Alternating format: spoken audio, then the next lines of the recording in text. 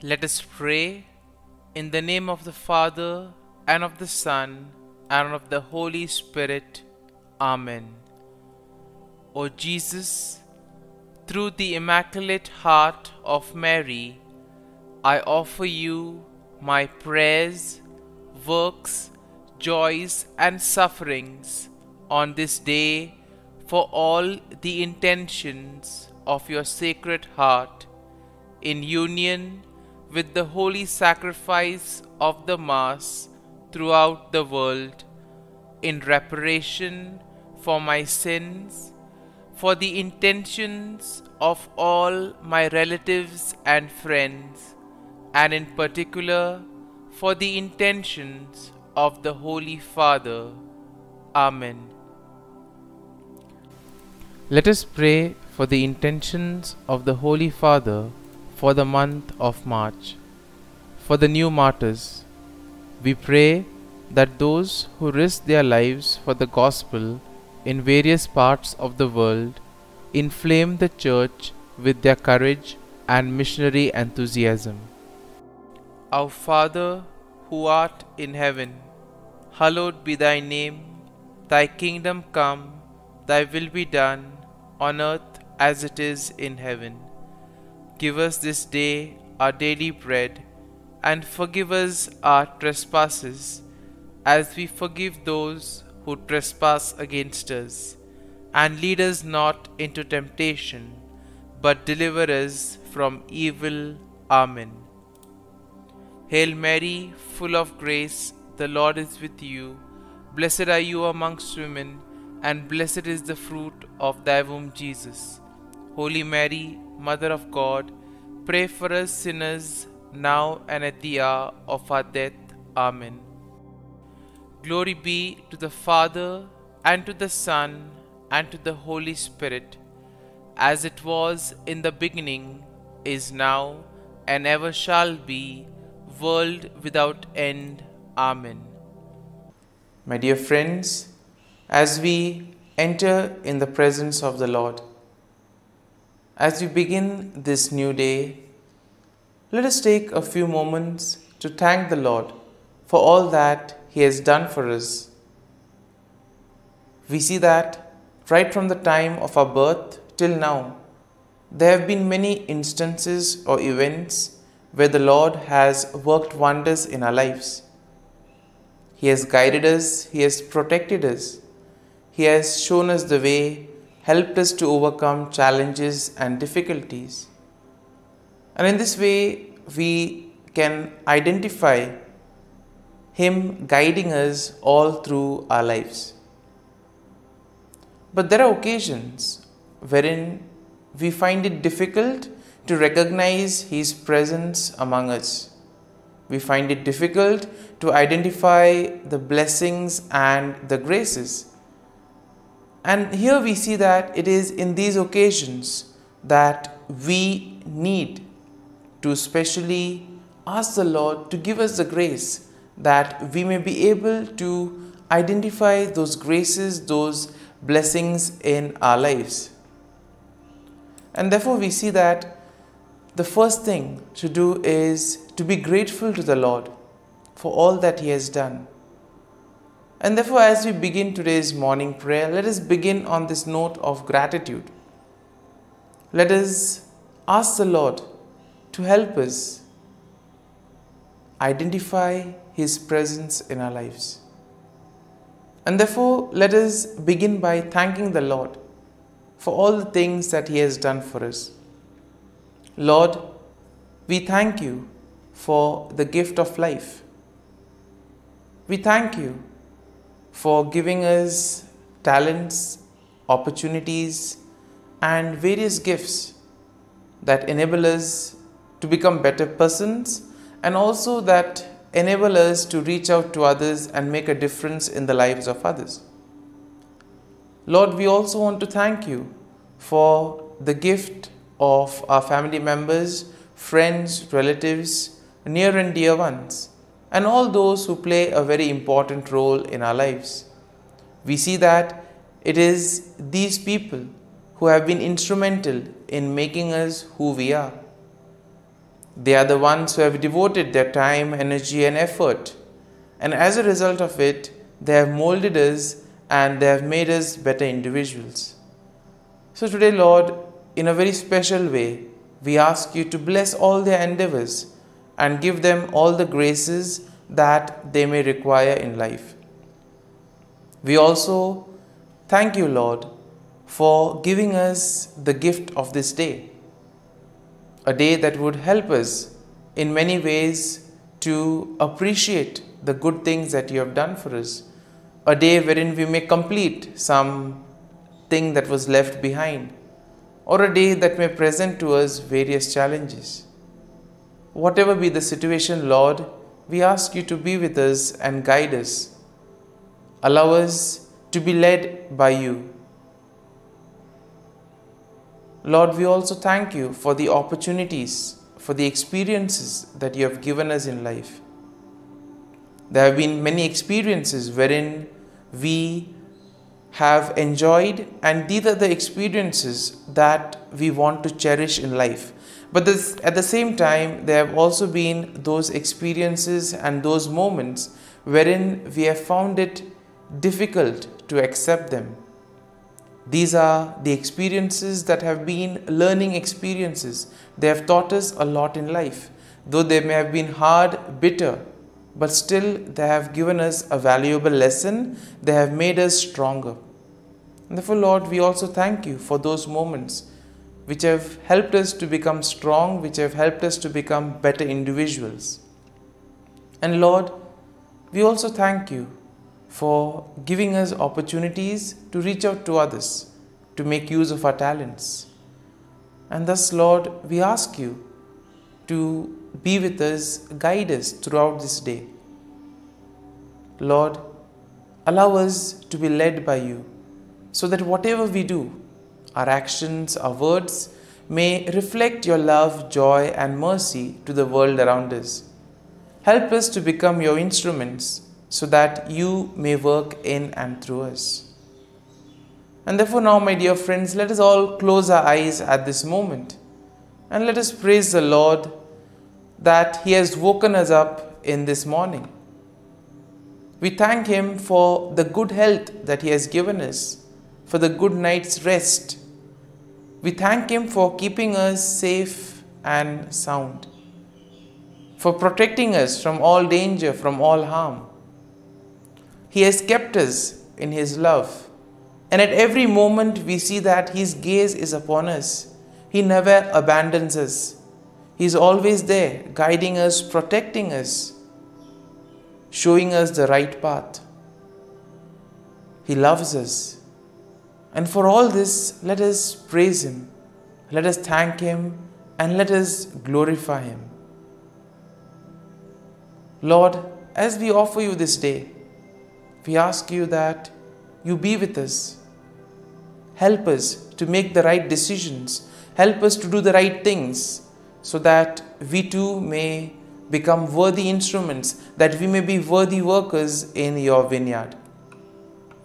And therefore, my dear friends, let this day be a day of joy and blessings in the name of our Lord Jesus Christ. My dear friends, let us now reflect and meditate on Psalm 65. As usual, we shall have a general overview of the psalm, and then we shall take a look at a few verses in detail, trying to see how the psalm plays an important role in our lives. And therefore we see that Psalm 65 is in a way a psalm of praise that is attributed to David. It is a beautiful hymn that celebrates God's goodness and provision in the natural world. It also shows how God cares for His people. Now, the psalm can be divided into three main sections. The first is an exaltation of God's character and praise for His acts, and that is something that we'll find in verses 1 to 4. Then in verses 5 to 8, we have the recognition of God's power and control over creation. And then in the final section, from verses 9 to 13, we have gratitude for God's provision and blessings, and a declaration of the psalmist's response in worship. And therefore we see that this psalm in a way will motivate us to express our faith and trust in the Lord. Psalm 65 in a way is a profound expression of praise and gratitude for God's goodness and provision. It celebrates God's character and acknowledges His control over creation. In a way, we are all invited to give thanks to the Lord for the abundant blessings, for all the graces and gifts that He has showered on us. The psalm invites us to recognize God's handiwork in the natural world. It calls us to see God in creation, see God in the things around us, and therefore to respond with joyful worship and gratitude. And therefore something, when we look at creation, when we look at the things around us, can we thank the Lord for those things? Can we thank the Lord for the beautiful nature around us? And therefore we see that Psalm 65 will be a reminder that God is indeed the source of all blessings. And therefore it is our duty and our salvation to praise Him and give Him thanks. And now, having seen the general overview of the psalm, let us go and look at a few verses in detail. Now verses 1 to 4 go like this. Praise is awaiting you, O God, in Zion, and to you the vow shall be performed. O you who hear prayer, to you all flesh will come. Iniquities prevail against me as for our transgressions. You will provide atonement for them. Blessed is the man you chose and caused to approach you, that he may dwell in your courts. Now the psalm begins with a declaration of praise and recognition of God's presence in Zion. And in this way, the psalmist acknowledges that all flesh will come before God with all their prayers. That means all individuals, all people will go to the Lord with their prayers, and the Lord will welcome them. He will willingly listen to all that they have to tell Him.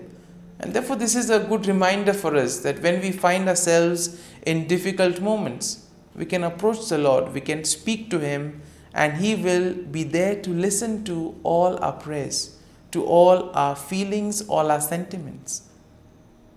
And here we see that there is also an acknowledgement in this first part of the psalm of personal sins and the assurance of God's atonement.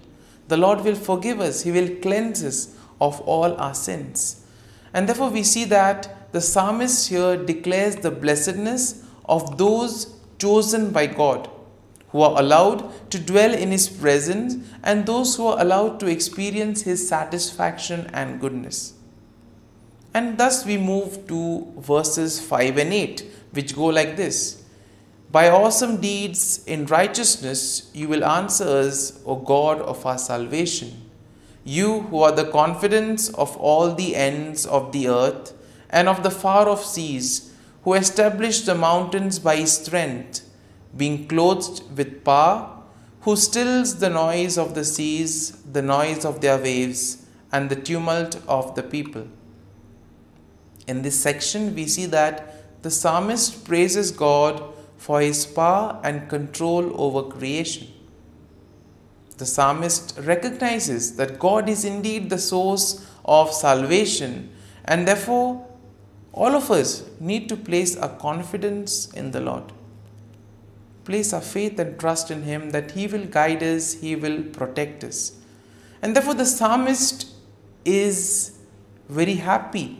He marvels at the ability of God to establish mountain, to still the raging waters, and to cause many things in creation.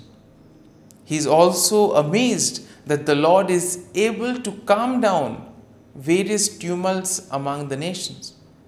Therefore, let us pray for peace at the same time. There are many parts of the world where peace is the need of the hour. people fighting over one another, nations fighting with each other, people being affected, suffering. And therefore, let us at this moment place all these events at the feet of the Lord. Because this part of the psalm tells us that even those in the farthest corners of the earth are in awe of God's sign. Therefore, nothing is impossible for God. Therefore, we need to go to Him with all our difficulties. And finally, we see that in verses 9 to 13, go like this: You visit the earth and water it, you greatly enrich it. The river of God is full of water. You provide their grain, for so you have prepared it. You water its ridges abundantly. You settle its furrows. You make it soft with showers. You bless its growth. And therefore we see that the psalmist expresses his gratitude for God's provision and blessings in the natural world. Therefore God's visitation upon the earth brings about abundance, and it enriches the land and provides water and all the nutrients for growth. Therefore the psalmist acknowledges God's goodness that permeates the passing seasons and the overflowing abundance that results from it. And therefore we see that the imagery of pastures, valleys, flocks and grains depict a land that is bursting with life, therefore leading to joy and the songs of praise. And therefore we see that the psalmist will conclude with the final statement of the psalmist's response to God's blessing. The psalmist declares that the blessing of God extends even to seemingly desolate places. That means no place is excluded from the presence of the Lord. The Lord is present everywhere. Nothing is impossible for God. And therefore it gives us confidence that we can turn to the Lord and ask Him to intervene in whatever difficult situation we may be in. My dear friends, as we have reflected and meditated on Psalm 65, let us now spend a few moments in silence, reflecting on the psalm. There may be a few verses, a few thoughts that may have touched us. Remain with these thoughts. Allow these thoughts to take root in you, so that ultimately you will be able to make this psalm personal. The psalm will take root in you.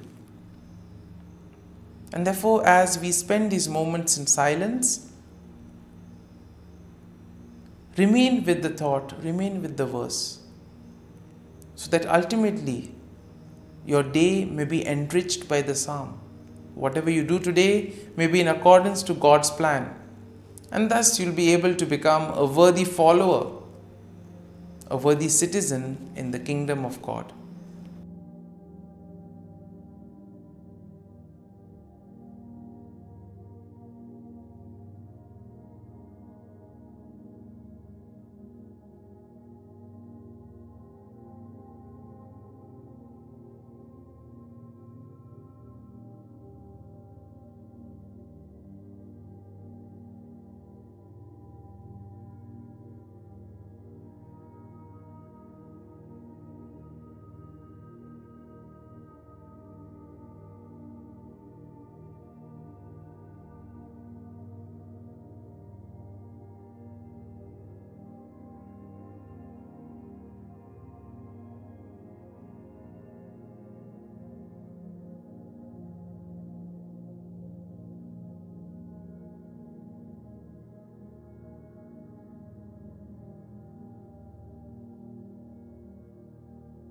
Pray to Saint Michael the Archangel for protection.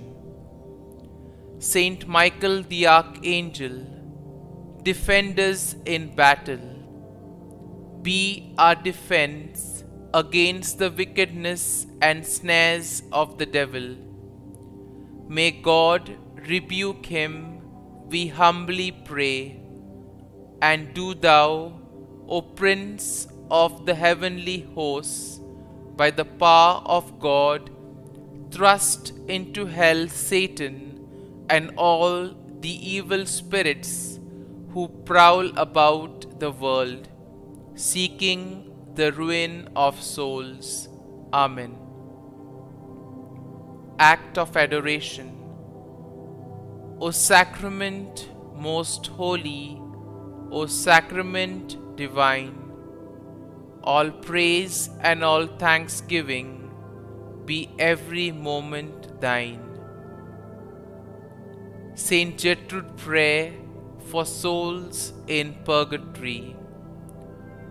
Eternal Father, I offer Thee the most precious blood of Thy divine Son, Jesus, in union with the masses said throughout the world today, for all the holy souls in purgatory, for sinners everywhere, for sinners in the universal church, those in my own home and within my family. Amen. May the divine assistance remain always with us, and may the souls of the faithful departed through the mercy of God rest in peace. Amen. Glory be to the Father, and to the Son, and to the Holy Spirit, as it was in the beginning, is now, and ever shall be, world without end. Amen.